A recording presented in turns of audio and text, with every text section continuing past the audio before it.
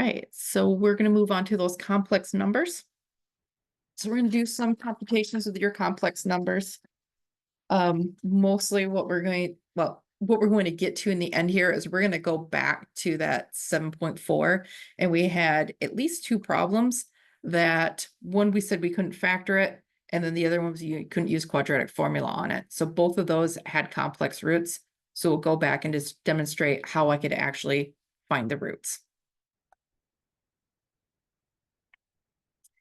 So some functions have zeros that are not real numbers.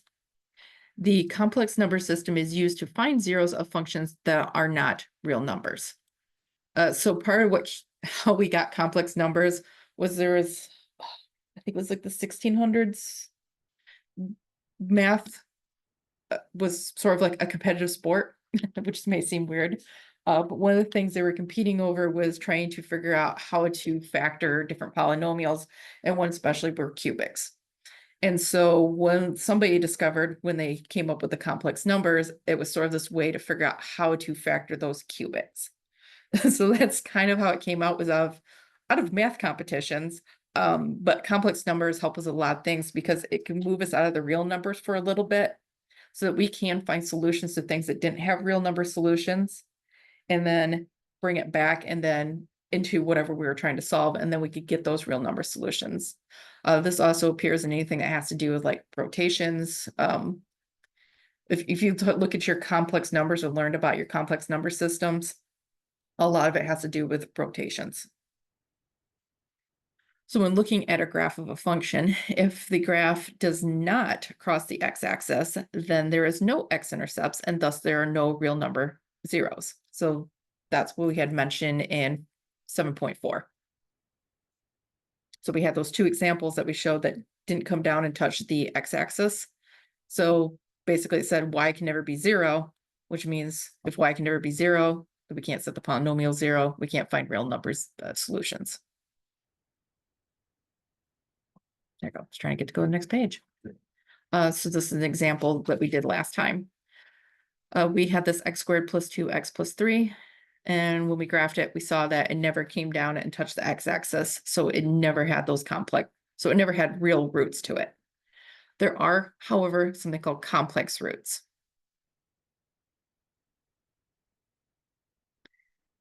So like integers, rationals, and real numbers, the complex number system was created to solve problems that couldn't be solved with previous number systems. So mentioned earlier, again, 16th century mathematicians were trying to figure out how to work on cubics and quadratic polynomials. So they needed a way to express that. And it was an impetus for the creation of your complex numbers for your math rap battles. Your complex numbers today are used in quantum mechanics, cartography, signal analysis, electromagnetism. I know computer imaging is another one.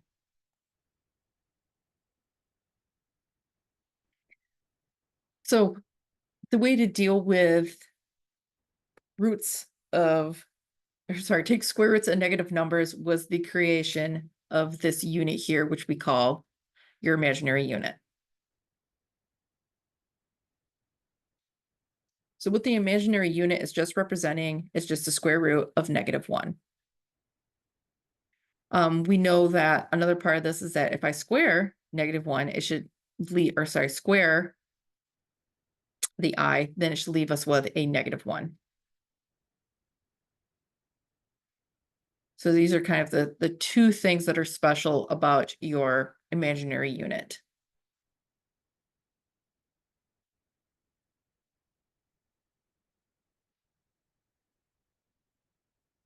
So square roots are powers, and therefore follow rules of exponents. So according to your rules of exponents, I had brought this up earlier. The different problem was that if I have AB and that's all raised to a power, then I can break up that power across the multiplication. Means you can do the same thing when you're talking about square roots. So if I did the square root of AB, I could change that to the square root of A and the square root of B. Well, that also extends into how we're going to get our imaginary parts of complex numbers. If I had the square root of -A, well, I could break that up into, say that's just -1 times A, Well, since I'm doing the square root of it, I can use the square root principle and break it up into the square root of -1, the square root of a. This, we said, is that imaginary unit. So it gives me this, which is I square root of a.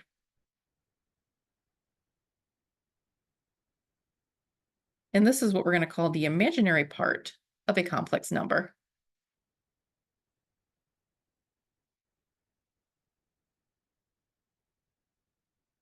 And actually, this itself is a complex number.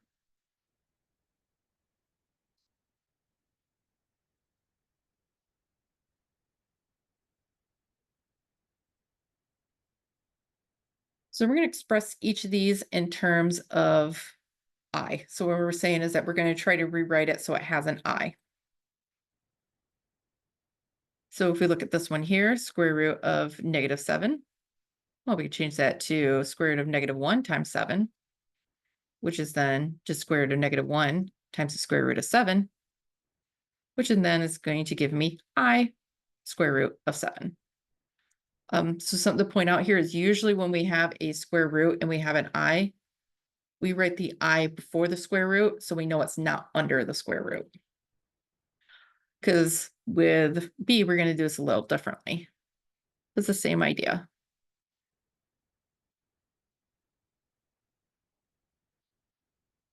The only difference here is when I get here, I have I, and I have a square root of 16, which I know is 4.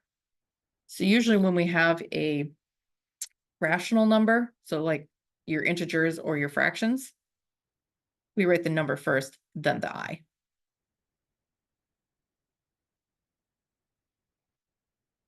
So I first when there's a square root.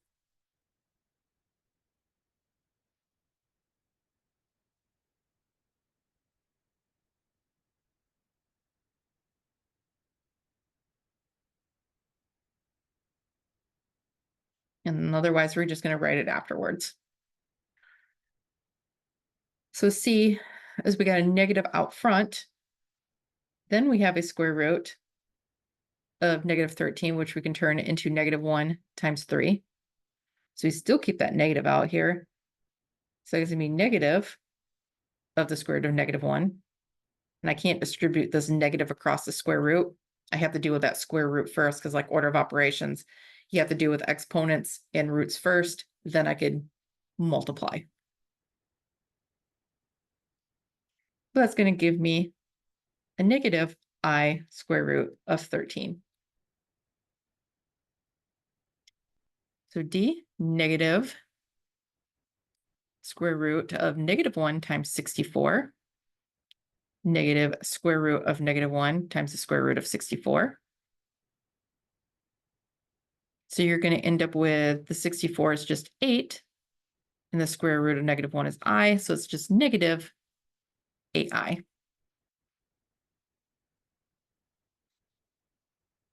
And then we have something a little different with E. So E is going to have, it's going to need to be simplified.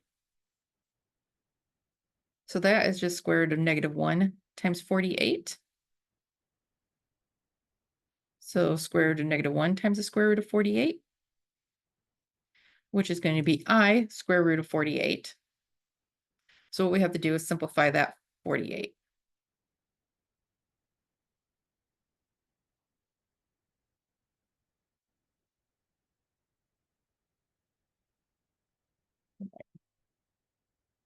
So what we're looking for is anything that I can like divide this by that's going to be a square. So 48 is 16 times 3. So I'm just trying to find factors. One of those factors is a square. We know that 16 squared is just 8. So that's what I'm looking for when I'm trying to simplify, is I'm just trying to find factors of that internal number that one of them is a square. So then once again, I can use this property.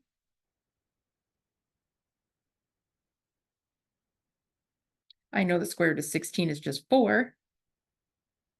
So I can write the square root of 48 is just 4 times the square root of 3.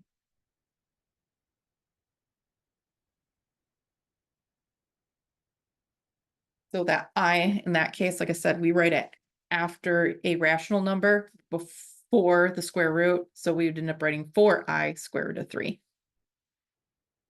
That being said, if you did write this, it's not that it's wrong. It's just, like I said, it's just it's a preference that we have. It just looks nicer the other way. It makes everything very clear what's happening.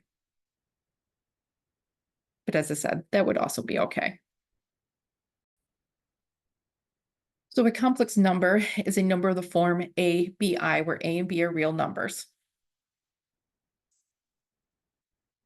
So that is your complex number. A is what we call the real part. And I'd mentioned this before.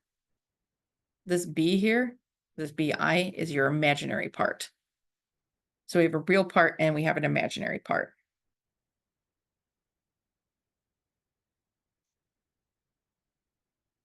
So imaginary numbers could be a plus bi.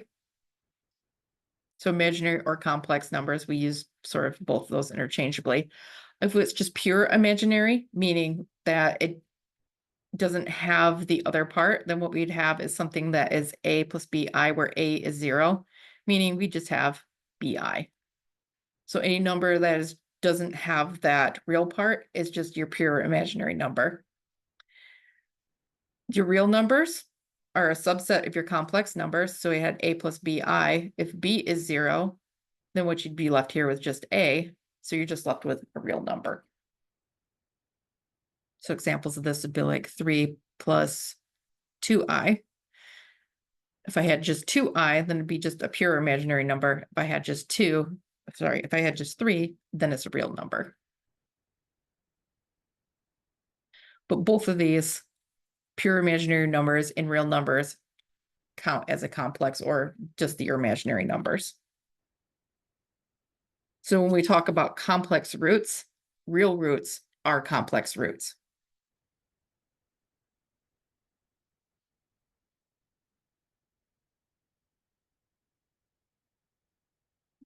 So just remember that real numbers are also complex numbers.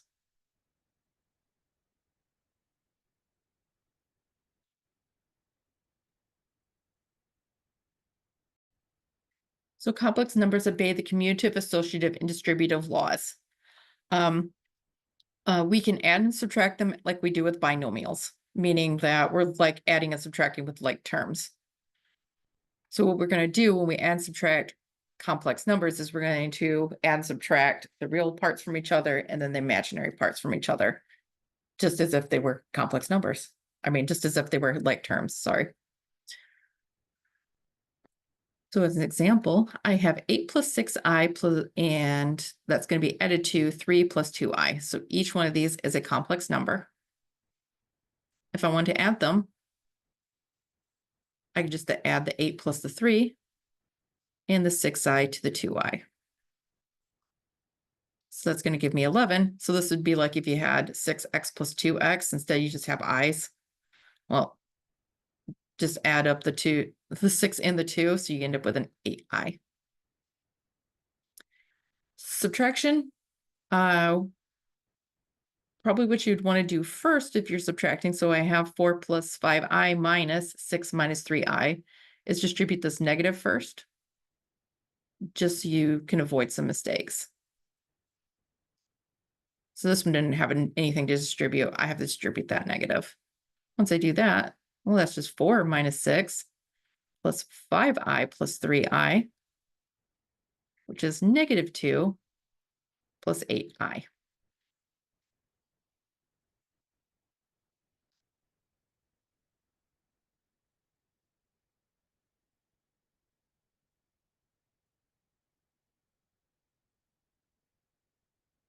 So if you take a minute, just pause and just try this on your own. Just number 11, add I minus 5 to 6 minus 3i, and then add 3 minus 2i plus, or 2 minus 3i, or subtract them, sorry.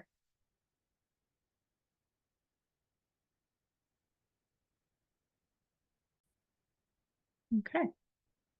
So for the first one, we would have be left with I minus 5 plus 6 minus 3i if we just drop the parentheses.